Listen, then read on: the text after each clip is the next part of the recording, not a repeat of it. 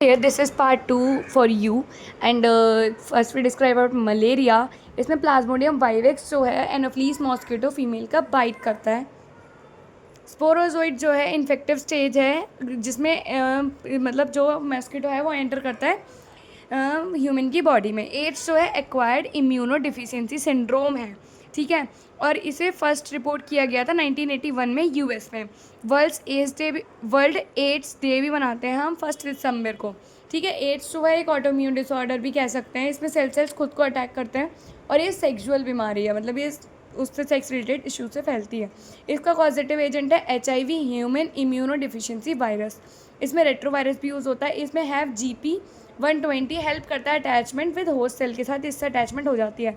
इसमें होता है इंटीग्रेस प्रोटीएस सिंगल स्ट्रैंड RNA और reverse transcriptase GP41 P17 outer पे होता है, P24 इनर पे होता है प्रोटीन्स, ठीक है। ये सब इसके लिए होता है। और डायग्नोसिस जो है इसका एलाइजा से होता है, PCR से होता है और वेस्टर्न ब्लॉटिंग होती है, कन्फर्मेटरी टेस्ट होता है। एलाइजा जो होता है एंजाइम लिंक इम्यूनोसॉर्बेंट ऐसे है। PCR पॉलीमरेज चेन रिएक्शन है, उसमें इनिशिएशन होती है, इलोंगेशन होती है और डीनेचुरेशन वगैरह सब कुछ होता है, तब जाके PCR होता है। NGO भी है इनके लिए, national AIDS controlling organisation NACO and educating people about, मतलब ये क्या होता है, एजुकेट करती है पीपल को अबाउट एड्स कि सोसाइटी के लोग इसको वो ना करें, इग्नोर ना करें। मतलब लोग बहुत डर जाते हैं और बताने से भी डरते हैं। इसीलिए एक श्लोक भी बोला गया था, डोंट डाई फॉर इग्नोरेंस, मतलब इग्नोरेंस से मत मरो और अपनी बीमारी को पहचानो और उसके ऊपर काम भी करो, ठीक है। अब ऐसी हमारे पास एक कैंसर है, लेकिन कैंसर जो है इन्फेक्शियस बीमारी है। कैंसर में कोई कॉन्टैक्ट इम्यूनिबेशन नहीं होता है, नॉर्मल सेल्स में होता है। इसमें क्या होता है, सेल्स रेगुलरली डिवाइड करते रहते हैं और फिर दिक्कत हो जाती है। No natural death means no apoptosis, कोई एपोपोस्टिस नहीं होता। कैंसर जो होता है 2 टाइप का होता है, विनाइन एंड मेलिग्नेंट ट्यूमर होता है। और विनाइन ट्यूमर जो होता है वो एक ही जगह पे रहता है और वो इतना हार्मफुल नहीं होता, लेकिन मेलिग्नेंट ट्यूमर जो होता है वो जगह जगह फैलता रहता है और पूरी बॉडी में ऐसे ही फैल जाता है। फिर उसी से हमारे पास मेटास्टेसिस की कंडीशन मतलब अराइज हो जाती है, जिसमें मतलब लोगों को दिक्कत भी होती है।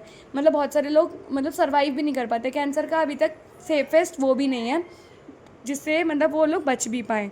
इसका डायग्नोसिस है बायोप्सी। इसमें क्या होता है, बायोप्सी में छोटा सा पार्ट लेके उस जगह का फिर उसको लैब में चेक किया जाता है कि इसमें कैंसरस सेल्स हैं या नहीं है।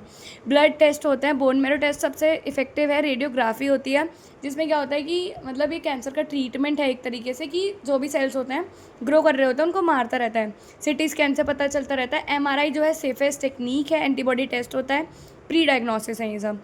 ड्रग्स जो हैं केमिकल यूज़ किए जाते हैं क्लिनिकल पर्पसेस के लिए। इसमें हमारे पास ट्रांसक्यूअर्स होते हैं जो कालनेस का मतलब काम करते हैं, नर्वस सिस्टम को सप्रेस करते हैं, सेंट्रल नर्वस सिस्टम को, और प्रमोट करते हैं नींद मतलब स्लीप को, और यूज़ किया जाता है इंसोम्निया की ट्रीटमेंट के लिए। सेडेटिव्स जो होते हैं स्लीप इंड्यूसिंग मॉर्फिन होते हैं। हेलोजिनेशन जो होती हैं कॉज करते हैं हेलोजिनेशन, डिजॉर्टेड सेंस ऑफ रियलिटी को। स्टूमुलेंट्स जो है स्टूमुलेट करते हैं नर्वस सिस्टम को, और ओपोइड्स जो हैं डिप्रेसेंट को एलर्जिक मतलब डिप्रेस करते हैं एलर्जिक रिएक्शंस को। लिवर क्रॉसिस जो होता है डेथ हो जाती है हेपेटोसाइट्स की। और बहुत सारी चीज़ें होती हैं, मतलब पीयर प्रेशर से बच्चे आजकल परेशान होकर ड्रग्स का यूज़ कर रहे हैं, और मतलब पेरेंट्स के प्रेशर से, स्टडी के प्रेशर से, और बहुत सारी चीज़ों से बहुत लोग आजकल ड्रग्स का यूज़ कर रहे हैं, जो कि मतलब उनके लिए बहुत गंदा है।